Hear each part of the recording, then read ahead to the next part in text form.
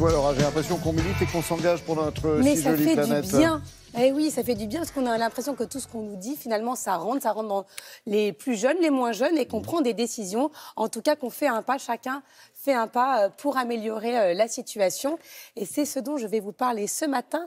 On part tout de suite ensemble faire un petit tour de ces bonnes nouvelles. Donc, on part sur la planète YouTube avec ce compte absolument génial auquel vous devez vous abonner, Laurent, auquel vos parents doivent s'abonner, vos enfants, bref, toute la famille doit s'abonner. Ah, et tout le monde s'en fout. On écoute. Un truc marron et vert que tu cherches quand t'as envie de pisser et qu'on détruit pour fabriquer du PQ. Déjà, les arbres, ils sont doués de proprioception. Je sais, c'est un mot compliqué. Ça veut dire qu'ils se situent dans l'espace et qu'ils équilibrent leurs pouces pour pas se casser la gueule en fait. Sinon, ils sont aussi capables d'anticiper et de s'adapter à des phénomènes extérieurs. Donc quand tu vois des arbres tordus à l'horizontale sur les côtes, c'est pas parce qu'ils sont restés coincés comme ça un jour de tempête. Oh le con. Oh, ah, je me suis pété un truc là. Oh, ça fait mal. La chaîne Et tout le monde s'en fout à vous abonner tout de suite. On poursuit avec une bonne nouvelle. Désormais, les agriculteurs bio pourront vendre les semences issues de leur propre production, ce qui était interdit jusqu'à présent.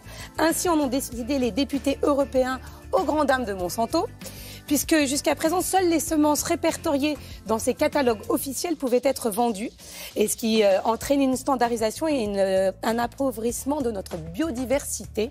Donc voilà, c'est une bonne nouvelle qui sera mise en place en 2021, mais mieux vaut tard que jamais. Donc voilà, on voulait vous en parler et ça a fait le tour du web cette semaine. Direction maintenant la Pologne, où un conducteur s'est fait plutôt remarquer dans le mauvais sens du terme, vous allez voir tout de suite. Faire le ménage dans sa voiture, c'est bien, mais profiter des embouteillages pour jeter tous vos déchets par terre, c'est beaucoup moins bien. Et il y a un site en Pologne qui s'appelle StopCham et qui dénonce tous les mauvais comportements des conducteurs. On pourrait faire la même chose en France. Mais c'est terrible, au feu rouge, c'est donc incroyable. là, visiblement, a priori, ne recommencera pas. Autre phénomène sur lequel il faudrait méditer, c'est l'utilisation massive des pailles. Est-ce que vous saviez qu'il y a 8 millions et demi de pailles qui sont jetées dans le monde chaque jour? Et ça sert chaque à rien, année. hein.